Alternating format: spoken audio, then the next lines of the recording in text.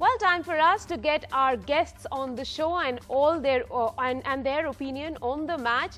Also, it was a double-header Sunday, remember, so we will have a lot to discuss about, lot to talk about. Charu, thank you very much for joining us. Arjun, I can see you smiling in a Mumbai shirt.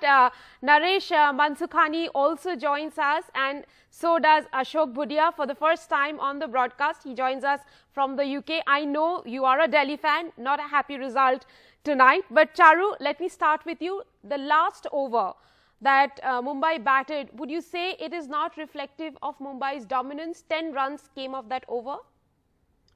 Well, Mumbai were in a very good position all the way through, Rika. When the top batters get your runs, it makes it very easy. Mumbai was not, say, 130 for 8. They were 130 for not very much, 2 or 3. And that makes it very, very easy. It's always much easier for the batting side when you got wickets in hand. And it wasn't like their asking rate was of 15, 20, 18 and over. It was virtually a runner ball. So it was Mumbai's match to win rather easily. And you might say that there was a little bit of drama towards the end as they lost a wicket or two. But it was a very, very easy finish for Mumbai. And you've got to credit them because they got Delhi, I think, at least 15 runs short. And in the end, that did make a very big difference. That's what the Delhi captain also said, that they were about 10 or 15 runs short. Would you say, Ashok, then that in close matches like this, crunch situations, those are the runs, exactly 10 to 15 runs, that tend to make a lot of difference between two sides? Yeah, absolutely. You know, the end of the Delhi innings, I always thought to myself, you know, that we're going to be, 15, 20 runs light on the total we should have had. And then obviously defending that total against like a big bat Mumbai have, it was always going to be a struggle. But then even during the game, a couple of misfields, early doors, there was one that I remember that went through Shaw's on the boundary for the 4. All these sort of slips add up when it's a small total that you're defending. And I agree with Charu that, those 15, 20 runs cost Delhi today. Naresh, Mumbai are on the top of the table, having beaten Delhi tonight by 5 wickets. Would you say, though they are an incredible batting machine, they're the best batting side in the tournament, but would you still say they are peaking a bit too early in the tournament? Firstly, it's good to see that Mumbai won a game chasing a total. That's something good. Yes, there are a couple of areas they need to look at. The opening pair not playing out the power play. So I wouldn't say it's still peaking. They still have their best to come. Quinton de Kock was playing as if he's playing at home against his countrymen, the pace bowlers. Rohit Sharma needs to play a little longer. Yes, the wickets are getting slower, so they need to get into it more, apply more. So yeah, these openers, if they can play out the power play without losing a wicket, that's when we'll say that yes, the team has really, the batsmen have peaked. Yes, Surya Kumar Yadav, most amazing number 3 you can find. Right. Arjun, coming to you, you were back on my show and you were talking about swapping your shirt yesterday. And I do see that you have swapped your yellow for blue. How did that happen? Well, see, it's not necessary to just choose one team in the IPL, right? You can choose multiple. The IPL is a really fun tournament and you can choose multiple teams. So I chose Mumbai because they have got an amazing team. Rohit Sharma, Jasprit Bumrah, Hardik Pandya, Pollard and more. The list is endless. It's not like I don't like CSK anymore, because CSK is always going to be closer. Oh my God, look at what he's done. He's wearing the yellow t-shirt under the blue. But Arjun, let me tell you, there won't be a CSK Mumbai final this year. At least how the table is looking like right now, there doesn't seem to be a Mumbai and CSK final in the offing. But Charu, let me come back to you. Do you see a Mumbai-Delhi final happening? Because 9 times in the last 13 seasons, we have seen the teams that have pretty much stayed 1 and 2 have gone on to win the final.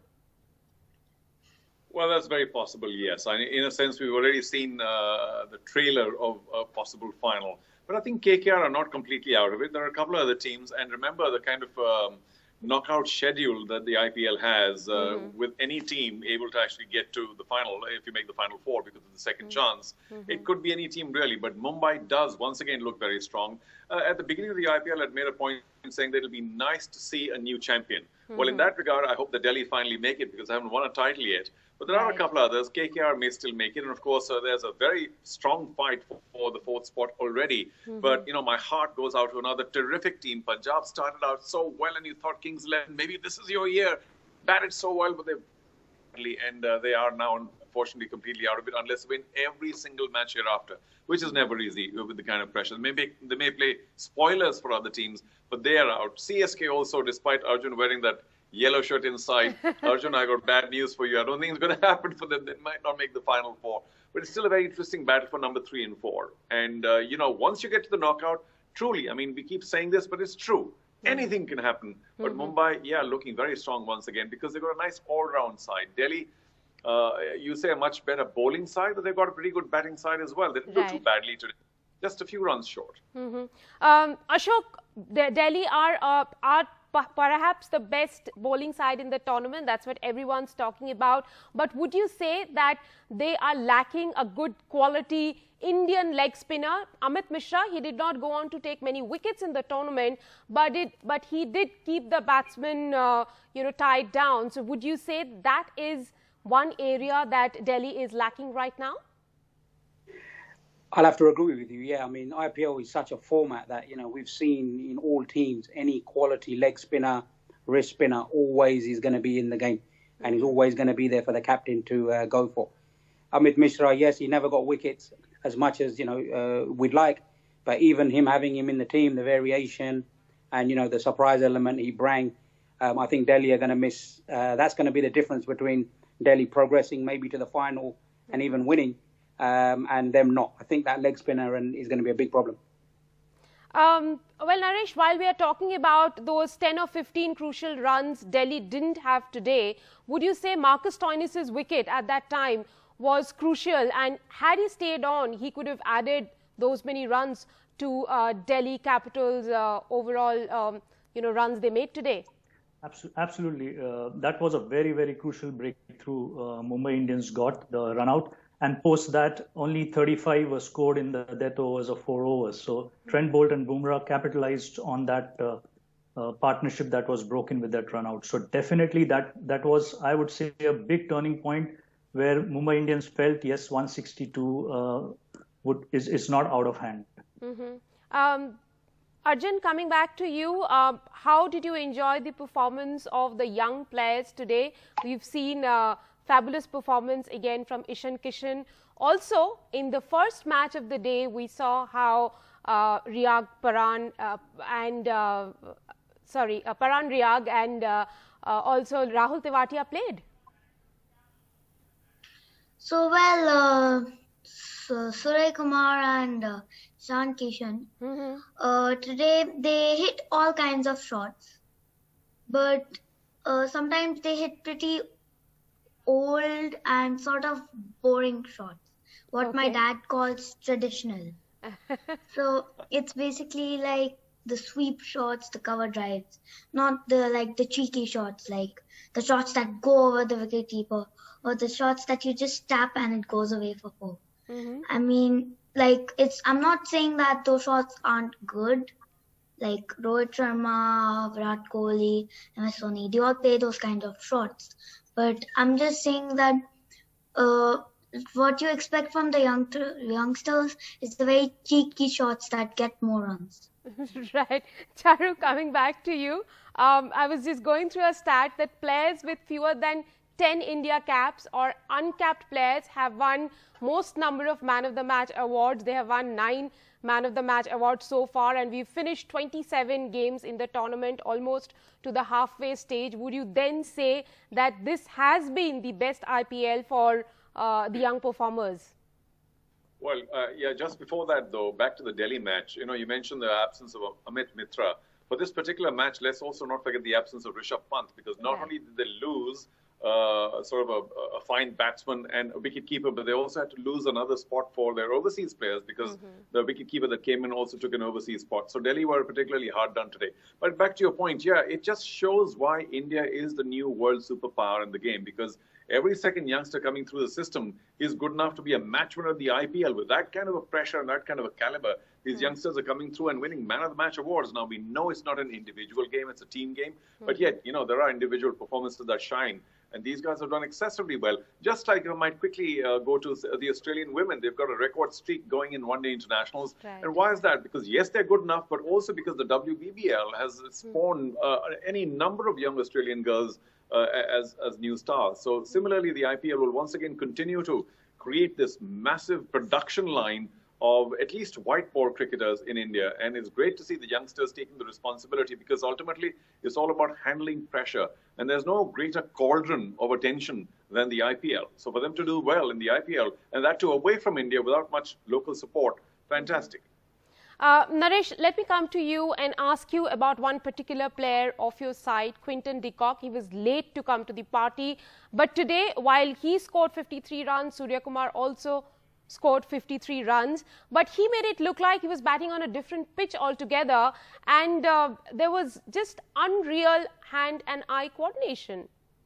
Oh yeah, absolutely. And Quinton de Kock, yeah, plays the pace very well, and he had Rabada and Nokia to face to start with.